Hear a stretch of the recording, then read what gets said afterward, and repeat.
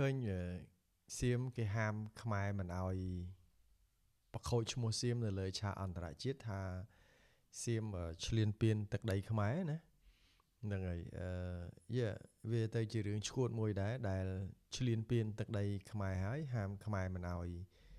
ផ្សព្វផ្សាយទៅលើឆាកអន្តរជាតិហើយបើចង់កុំអោយខ្មាស់គេអញ្ចឹងមិនក៏ខំមកឈ្លានពានទឹកដីខ្មែរធ្វើអីប្រើតាំងពី F16 TH50 គ្រាប់បែកចង្កោមគ្រាប់មានគីមីប្រើទាំងរថក្រោះអាវុធជាង10ប្រភេទតាម News Today ផ្សព្វផ្សាយដោយរស់សុធាណាហ្នឹងហើយមិនត្រឹមតែឈ្លានពានទឹកដីកម្ពុជាទេអ្នកមើលទៅអ្នករូបភាពទាហានសៀមលួចទ្រព្យសម្បត្តិរបស់ប្រជាពលរដ្ឋខ្មែរប្រជាពលរដ្ឋស្លូតត្រង់នៅតាមព្រំដែន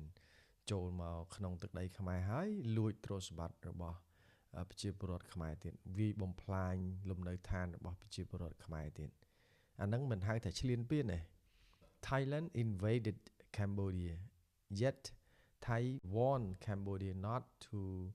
abuse Thai's name on the international community's level.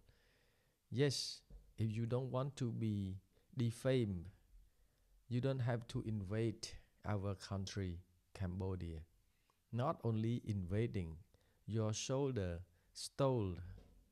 the properties of the Cambodian civilians, destroyed their houses. This is called invasion. In short, I can say Thailand invaded Cambodia and Thai shoulders are safe.